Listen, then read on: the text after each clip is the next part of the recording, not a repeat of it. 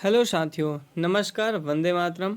मैं गणेश स्वागत करता हूं आपके प्यारे परिवार सॉल्यूशन विद गणेश में। तो कैसे हैं साथियों आप लोग? उम्मीद करता हूं अच्छे होंगे, शानदार होंगे, ज़बरदस्त होंगे और तैयारी को भी मजबूत कर रहे होंगे। साथियों, तैयारी आप लोगों को बरकरार रखनी है। कोई सा भी एग्ज़ाम हो, आप लोग अपनी तैयारी जम के करिए।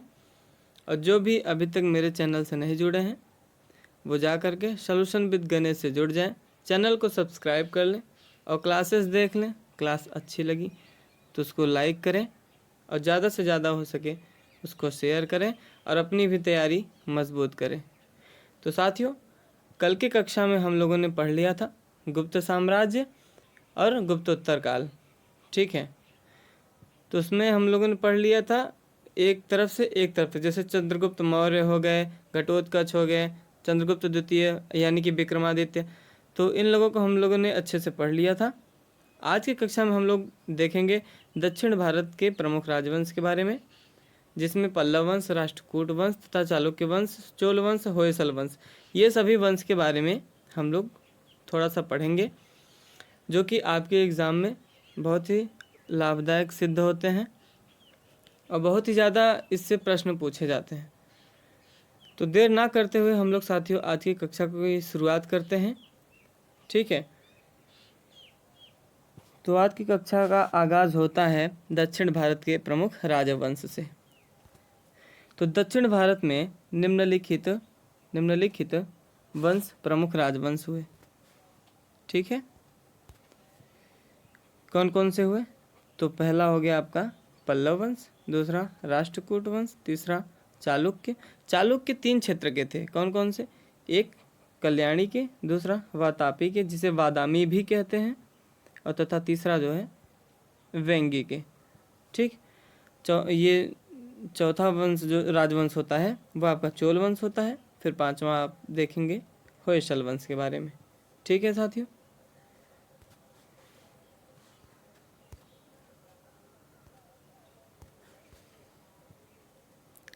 पल्लव वंश को हम लोग देखते हैं। पल्लव वंश से शुरुआत करते हैं क्योंकि हमारा पहला राजवंश जो था वो पल्लव वंश ही था। आप यहाँ भी देख सकते हैं। ठीक है, तो पल्लव वंश की शुरुआत हम लोग यहाँ से कर देते हैं। पल्लव वंश, तो पल्लव वंश का जो पहला शासक था यानी पहला सम्राट जिसको कहते हैं, पहला राजा जिसको कहते हैं, तो वो कौन था? वो था सिंह विष्णु। ठीक है, वो थे सिंह विष्णु। ठीक है, पल्लव वंश का संस्थापक सिंह विष्णु को माना जाता है। सिंह विष्णु को माना जाता है। सिंह विष्णु जो थे, इन्होंने अपनी राजधानी कांचीपुरम तमिलनाडु को बनाई। कांचीपुरम तमिलनाडु को बनाई। ठीक है, कांचीपुरम तमिलनाडु को इसने अपनी राजधानी बनाई। इसके दरबार में एक कवि रहता था जिसका नाम भारवी था। जो कवि था उसका नाम क्या था? भारवी था। माफी चाहता हूँ। भारवी की पुस्तक किराता अर्जुनियम, ये जो है सिंह विष्णु के दरबार में जो कवि रहता था भारवी, उसकी पुस्तक क्या थी? किराता अर्जुनियम। ठीक है, सिंह विष्णु पल्लव वंश का प्रथम राजा था। सिंह विष्णु जो था पल्लव वंश का पहला राजा था। आगे महेंद्र वर्मन प्रथम आता है, दूसरा शासक जो होता है। ठीक है, पल्लव वंश का पहला शासक कौन था? सिंह विष्णु, जो कि पल्लव वंश का संस्थापक था, यानी कि पल्लव वंश की स्थापना किया था। दूसरे नंबर पे आता है आपका महेंद्र वर्मन। ठीक है साथियों, तो महेंद्र वर्मन के बारे में हम लोग पढ़ते हैं। महेंद्र वर्मन प्रथम की उपाधियाँ, जो महेंद्र वर्मन प्रथम था उसकी उपाधियाँ कौन कौन सी थी? तो उसकी उपाधि एक थी मत्त विलास, दूसरी विचित्र चित्र तथा गुणभर। ठीक है, ये 3 उसकी उपाधियाँ थी। इसकी पुस्तक का नाम, ये पुस्तक भी लिखा था, इसकी पुस्तक का नाम था मत्त विलास प्रहसन। महेंद्र वर्मन प्रथम की पुस्तक का नाम क्या था? मत्त विलास प्रहसन। ठीक है, यह प्रारंभ में जैन धर्म को मानता था। यह पहले जैन धर्म को मानता था, बाद में शैव धर्म को मानने लगा। पहले जैन धर्म में विश्वास रखता था, उसके बाद ये शैव धर्म को मानने लगा। ये था महेंद्र वर्मन प्रथम के बारे में जानकारी। अब हम लोग देख लेते हैं नरसिंह वर्मन प्रथम के बारे में। तो नरसिंह वर्मन प्रथम जो थे, इसने महाबलीपुरम मंदिर का निर्माण कराया। कहाँ कराया? तो तमिलनाडु में कराया। ठीक है, उम्मीद कर रहा हूँ साथियों आप लोगों को समझ में आ रहा होगा। यदि आप लोगों को समझ में आ रहा हो, आपके लिए ये सेशन लाभदायक लग रहा हो, तो आप लोग लाइक का बटन ज़रूर दबाएं और सब्सक्राइब कर लें हमारे चैनल को, साथ में जुड़ जाएं, ताकि आपकी तैयारी जो है उम्दे तरीके से होती रहे। ठीक है, आगे चलते हैं। इस मंदिर को एकाश्म मंदिर अथवा रथ मंदिर भी कहा जाता था। इस मंदिर को एकाश्म मंदिर अथवा रथ मंदिर भी कहा जाता था। ठीक है, आगे। यह मंदिर चट्टान को काटकर, यह मंदिर जो थी, यह चट्टान को काटकर बनाया गया था इस मंदिर को। ठीक है, इस मंदिर में 7 रथ भी थे, जिससे इसका नाम रथ मंदिर भी पड़ गया था। ठीक है, यह जो मंदिर था, इसका नाम क्या पड़ गया था? रथ मंदिर पड़ गया था, क्योंकि इसमें 7 रथ भी थे।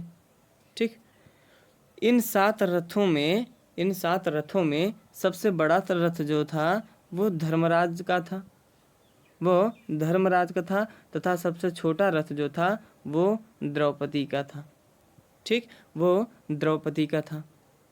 नरसिंह वर्मन प्रथम ने वातापी क्षेत्र के चालुक्य वंश के राजा पुलकेशिन द्वितीय को हराया।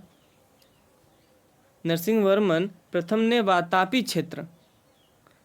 क्षेत्र के चालुक्य वंश के राजा पुलकेशिन द्वितीय को हरा दिया था। ठीक है, पुलकेशिन द्वितीय को हराने के पश्चात नरसिंह वर्मन जो था वो वातापी कुंड की उपाधि धारण करता है।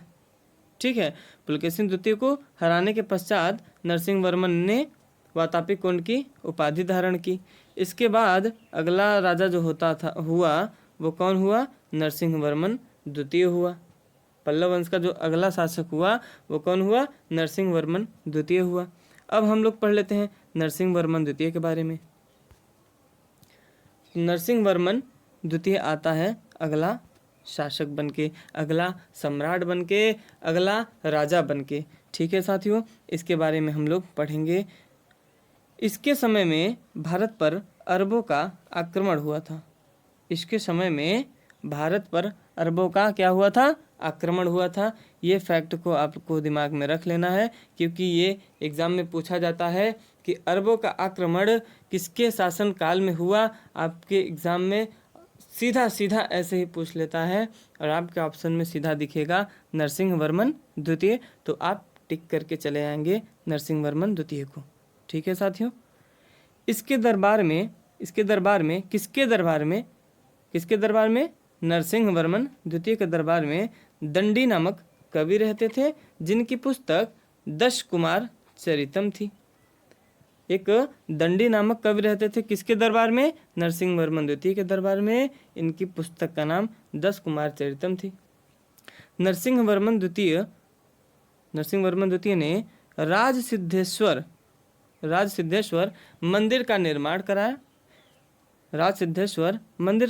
कराया, जिसे कैलाश मंदिर भी कहा जाता था। ठीक है, यह मंदिर द्रविड़ शैली में बनाई गई थी। यह मंदिर जो थी द्रविड़ शैली में बनाई गई थी। इस बात को आपको याद रख लेना है। आगे बढ़ते हैं। अब अगला शासक आता है नंदी वर्मन द्वितीय। ठीक है, नंदी वर्मन द्वितीय। अभी हम लोग किसके बारे में पढ़े थे? तभी हम लोग पढ़े थे नरसिंह वर्मन द्वितीय के बारे में। अब हम लोग पढ़ेंगे नंदी वर्मन द्वितीय के बारे में। तो इसने कांची में स्थित बैकुंठ मंदिर का निर्माण कराया। यह पल्लव वंश का अंतिम शासक था। इतना आपको याद रख लेना है। ठीक है, राष्ट्रकूट वंश अब हम लोग पढ़ेंगे। अभी हम लोगों ने क्या पढ़ा? पल्लव वंश को पढ़ लिया। अब हम लोग राष्ट्रकूट वंश पर आते हैं। तो राष्ट्रकूट वंश का पहला शासक आपका हुआ, कौन हुआ? तो भैया दंतदुर्ग हुआ। अब दंतदुर्ग के बारे में हम लोग पढ़ेंगे। दंतदुर्ग राष्ट्रकूट वंश का संस्थापक था। दंतदुर्ग जो था वो राष्ट्रकूट वंश का संस्थापक था। इसकी राजधानी मान्यखेत यानी महाराष्ट्र थी। महाराष्ट्र में पड़ता है मान्यखेत, ठीक है। इसकी राजधानी हुआ करती थी, किसकी? दंतदुर्ग की। आगे, यह एक ऐसा राजा हुआ जिसने उज्जैनी में यह एक ऐसा राजा हुआ जिसने उज्जैनी में हिरण्यगर्भ यज्ञ करवाया। किसने करवाया? नंदी वर्मन द्वितीय ने करवाया। क्या करवाया? उज्जैनी में हिरण्य गर्भ यज्ञ करवाया। इस यज्ञ से इसको महादान की उपाधि मिलती है। इसे महादानी भी कहा गया। इस बात को आपको याद रखना है, क्योंकि इस यज्ञ में इसने महादान किया था। अब अगला शासक आता है राष्ट्रकूट वंश का। अगला शासक जो होता है कृष्ण प्रथम होता है। कृष्ण प्रथम को हम लोग देख लेते हैं। तो कृष्ण प्रथम जो था, इसने एलोरा का कैलाश मंदिर बनवाया। किसने बनवाया? कृष्ण प्रथम। ये आपके एग्जाम में कृष्ण प्रथम से प्रश्न आता है कि एलोरा का कैलाश मंदिर किसने बनवाया, एलोरा एवं एलिफेंटा की गुफाओं को किसने बनवाया? तो आप कहेंगे भैया कृष्ण प्रथम ने बनवाया एलोरा एवं एलिफेंटा की गुफाओं को। एलोरा तथा एलिफेंटा की गुफाओं में कुल 34 गुफाएं थे। कुल 34 गुफाएं थे, जिसमें 1 से 12 तक बौद्ध धर्म से संबंधित गुफा थी और 13 से 29 तक हिंदू धर्म यानी कि शैव वैष्णव धर्म से संबंधित गुफाएं थी और 30 से 34 तक जैन धर्म से संबंधित गुफाएं थी। इस बात को आपको ध्यान में रख लेना है। आगे बढ़ते हैं। अब अगला शासक आता है राष्ट्रकूट वंश पर शासन करने के लिए। वो उसका नाम होता है, क्या होता है? उसका नाम होता है ध्रुव। ध्रुव अगला शासक होता है। इसका अन्य नाम, एक और नाम था इसका, ठीक है। इसका एक और नाम था, क्या था? धारावर्ष। इसका अन्य नाम था धारावर्ष। इसके समय में कन्नौज का त्रिपक्षीय संघर्ष हुआ था। त्रिपक्षीय यानी 3 वंशों से संघर्ष, यानी 3 वंशों से लड़ाई झगड़ा युद्ध कुछ भी आप कह सकते हैं। तो त्रिपक्षीय संघर्ष हुआ था, क्योंकि एग्जाम में पूछ लेता है कि किसके काल में त्रिपक्षीय संघर्ष हुआ था। आप कहेंगे भैया राष्ट्रकूट का ऐसा राजा था जिसका नाम था ध्रुव, ठीक है। ये किसके बीच हुआ था? तो ये हुआ था राष्ट्रकूट वंश के बीच, गुर्जर प्रतिहार के बीच एवं पाल वंश के बीच हुआ था। ये तीनों आपको याद रख लेने हैं, ठीक है। अब अगला शासक आपका आता है कौन? अमोघवर्ष। अमोघवर्ष के बारे में हम लोग पढ़ेंगे। यह जैन धर्म से संबंधित था। इसने अपनी अंगुली दान दे दी थी, इसलिए इसकी उपाधि पड़ गई अंगुली दान, ठीक है। आगे, अमोघवर्ष की रचना हम लोग देखते हैं। अमोघवर्ष की रचना कविराज मार्ग तथा प्रश्नोत्तर मलिका, ये किसकी रचना थी? तो अमोघवर्ष की रचना थी। यह अपनी रचना कन्नड़ भाषा में किया था। इसकी रचना जो थी किस भाषा में थी? तो कन्नड़ भाषा में थी। ये बात आपको ध्यान में रखना है। अमोघवर्ष के दरबारी कवि जिनका नाम था जिनसेन तथा महावीराचार्य। इनके दरबारी कवि 2 थे। कौन कौन से? एक जिनसेन थे और दूसरा महावीराचार्य थे। जिनसेन की पुस्तक जो थी वो आदि पुराण थी। जिनसेन की पुस्तक जो थी वो आदि पुराण थी एवं महावीराचार्य की पुस्तक जो थी वो गणित सार संग्रह थी। वो कौन सी पुस्तक थी? तो गणित सार संग्रह थी, ठीक है। अमोघवर्ष तुंगभद्रा नदी में जल समाधि लेकर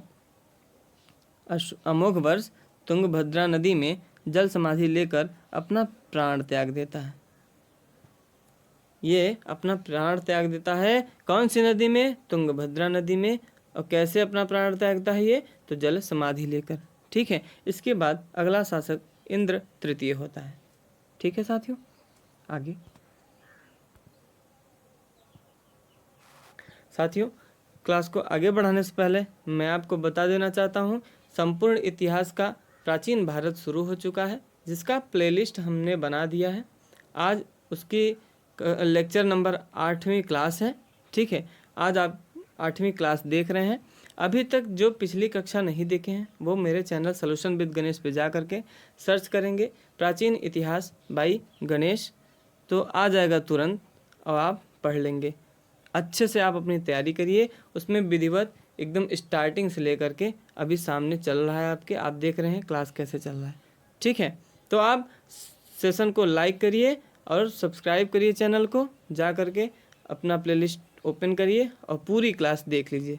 ठीक है, अब राष्ट्रकूट वंश का जो अगला शासक आता है, कौन आता है, तो इंद्र तृतीय आता है।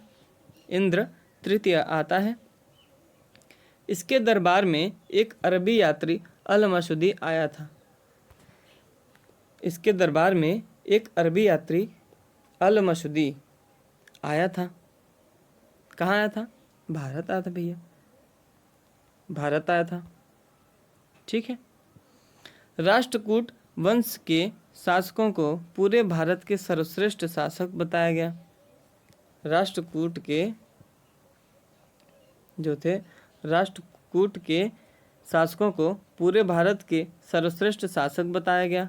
ठीक है, इस बात को आपको याद रख लेना है। कृष्ण तृतीय आता है इसके बाद शासन करने के लिए, यह अगला राजा होता है कृष्ण तृतीय। इसके बारे में पढ़ते हैं। यह राष्ट्रकूट वंश का अंतिम महान सम्राट था। अंतिम सम्राट नहीं, अंतिम महान सम्राट था, यानी अंतिम महान राजा था। ठीक है, इसकी उपाधि क्या थी, तो इसकी उपाधि जो थी वो अकाल वर्ष थी। क्या थी, अकाल वर्ष थी। यह कांची तथा तंजौर विजेता था। यह कांची तथा तंजौर विजेता था। ठीक है, आगे कृष्ण तृतीय का दरबारी कवि कौन था, तो कृष्ण तृतीय का जो दरबारी कवि था उसका नाम था पोन्न। क्या नाम था, पोन्न। पोन्न की पुस्तक शांति पुराण थी। पोन्न की पुस्तक शांति पुराण थी। यह शांति पुराण जो पुस्तक थी वह कन्नड़ भाषा में लिखी गई। ठीक है, कर्क द्वितीय इसके बाद शासन में आता है। कृष्ण तृतीय के बाद वह अगला राजा बनता है। कौन बनता है, तो कर्क द्वितीय बनता है। चालुक्य वंश के संस्थापक तैलप द्वितीय ने कर्क द्वितीय को हरा दिया। मतलब कर्क द्वितीय जो था यह हार गया था। किससे हारा था भैया, चालुक्य वंश के संस्थापक जो थे तैलप द्वितीय, याद है ना, तैलप द्वितीय जो चालुक्य वंश की स्थापना किए थे। ठीक है, यह राष्ट्रकूट वंश का अंतिम सम्राट हुआ। देख रहे हैं, अंतिम सम्राट हुआ ये। ठीक, नेक्स्ट अब आता है आपका चोल साम्राज्य। चोल साम्राज्य में हम लोग शुरुआत करते हैं कहाँ से, पहले शासक से। तो चोल साम्राज्य का पहला शासक था विजयालय, जिसने चोल साम्राज्य की स्थापना करी। विजयालय ही था जिसने चोल साम्राज्य की स्थापना करी। ठीक है, इसलिए इसको चोल साम्राज्य का संस्थापक कहा गया।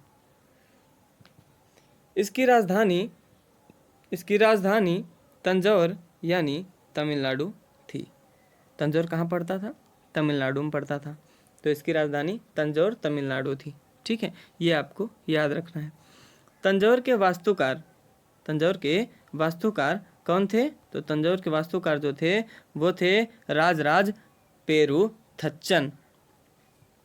तंजौर के वास्तुकार कौन थे, तो राजराज पेरुथच्चन थे। ठीक है, इसकी उपाधि नरकेसरी थी। किसकी उपाधि, विजयालय की। विजयालय की उपाधि क्या थी, नरकेसरी थी। नरकेसरी थी। आदित्य प्रथम, विजयालय के बाद दूसरा शासक जो होता है चोल साम्राज्य का, कौन होता है, तो वो होता है भैया आदित्य प्रथम। ठीक है, तो आदित्य प्रथम यह पल्लव वंश के अंतिम शासक, यह पल्लव वंश के अंतिम शासक अपराजित वर्मन को हराया था, अपराजित वर्मन को हराया था। ठीक है, आगे आदित्य प्रथम की उपाधि जो थी, आदित्य प्रथम की उपाधि जो थी, एक मिनट, यह जो था अपराजित वर्मन को हराया था। अपराजित वर्मन कौन था? पल्लव वंश का अंतिम शासक था। ठीक है, आदित्य प्रथम की उपाधि जो थी वो कुंडारम थी। आदित्य प्रथम की उपाधि जो थी वो कुंडारम थी। चोल वंश पूर्ण रूप से स्वतंत्र वंश था। ये एक इम्पॉर्टेंट फैक्ट है कि ऐसा कौन सा वंश था जो पूर्ण रूप से स्वतंत्र था, तो आप कहेंगे भैया चोल वंश एक ऐसा वंश था जो पूर्ण रूप से स्वतंत्र था। ठीक है, इसके बाद आदित्य प्रथम के बाद आता है राजा बनने के लिए कौन? परांतक प्रथम। परांतक प्रथम आता है, तो परांतक प्रथम के बारे में हम लोग पढ़ते हैं। इसके समय में यानी इसके काल में तक्कोलम युद्ध हुआ था। अब आप पूछेंगे सर जी तक्कोलम युद्ध क्या है? तो तक्कोलम युद्ध राष्ट्रकूट तथा चोल वंश के बीच लड़ा गया था, इसी का नाम तक्कोलम युद्ध पड़ गया। ठीक है, चोल साम्राज्य जो था, चोल साम्राज्य यह एक ग्रामीण सभा के लिए प्रसिद्ध था। यह ग्रामीण सभा के लिए प्रसिद्ध था। परांतक प्रथम ने उत्तर मेरूर अभिलेख का निर्माण कराया। परांतक प्रथम ने उत्तर मेरूर अभिलेख का निर्माण कराया। ये बात आपको याद रख लेना है। आगे बढ़ते हैं। उम्मीद करता हूँ साथियों आप लोगों को कक्षा अच्छी लग रही होगी, शानदार लग रही होगी। आप लोग इसका लुत्फ़ ज़रूर उठाएंगे। आप लोग ऐसे ही तैयारी करते रहें और जाके जो भी अभी बच्चे नहीं जुड़े हैं सॉल्यूशन विद गणेश से जुड़ जाएं, चैनल को सब्सक्राइब कर लें और बेल आइकन को प्रेस कर लें ताकि मेरा हर एक नोटिफिकेशन आप तक पहुंचता रहे और आप उम्दे तरीके से अपनी तैयारी करते रहें। ठीक है, तो आगे चलते हैं। राजराज प्रथम अगला शासक होता है। ठीक है, राजराज प्रथम अगला शासक होता है। यह शैव धर्म से संबंध रखता है, मतलब यह शैव धर्म को मानता था। ठीक, इसने श्रीलंका पर आक्रमण किया। इसने श्रीलंका पर आक्रमण किया। जब ये आक्रमण किया श्रीलंका पे, तो उस दौरान श्रीलंका का राजा कौन था? तो उस दौरान श्रीलंका का राजा जो था वो था महिम फिफ्थ था। ठीक, इसने तंजौर, इसने मतलब किसने?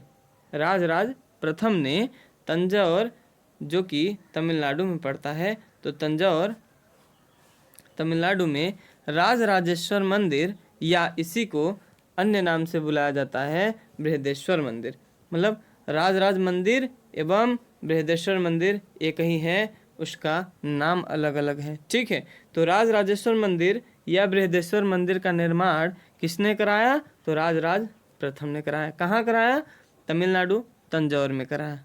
ठीक, राजेंद्र प्रथम आता है अगला शासक। यह एक ऐसा राजा हुआ, यह कौन? राजेंद्र प्रथम एक ऐसा राजा हुआ जिसने चोल साम्राज्य का सर्वाधिक विस्तार किया। ठीक है, यह चोल साम्राज्य का जो है बहुत ही ज़्यादा विस्तार कर दिया था, इसलिए इसको कहा गया कि यह एक ऐसा राजा हुआ जिसने चोल साम्राज्य का सर्वाधिक विस्तार किया। इसकी उपाधि एक थी, क्या थी? तो इसकी उपाधि जो थी वो थी चोल पंडित या पंडित चोल की उपाधि थी। ठीक, आगे राजेंद्र प्रथम ने बंगाल की खाड़ी को झील में परिवर्तित करवा दिया, मतलब बंगाल की खाड़ी को इसने झील बनवा दिया। किसने? राजेंद्र प्रथम ने। ठीक है, इसकी राजधानी जो थी वो क्या थी? तो उसकी राजधानी थी गंगे चोल कोंडपुरम।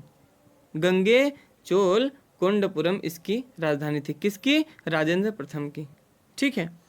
चोल साम्राज्य का अंतिम शासक राजेंद्र तृतीय हुआ। चोल साम्राज्य का अंतिम शासक राजेंद्र तृतीय हुआ। ठीक है। उसके बाद अब हम लोग कुछ देख लेते हैं चोल साम्राज्य के प्रशासन के बारे में कि चोल साम्राज्य का प्रशासन कैसा था। ठीक है। तो चोल साम्राज्य में कांसा धातु से बनी मूर्तियां सर्वाधिक प्रसिद्ध थी। ये तो एक इम्पॉर्टेंट फैक्ट है, ये आपके एग्जाम में अक्सर पूछा जाता है, इसलिए आप तो इसको याद ही कर लीजिए कि चोल साम्राज्य में जो थी वो कांसा धातु से बनी मूर्तियां सर्वाधिक प्रसिद्ध थी। ठीक।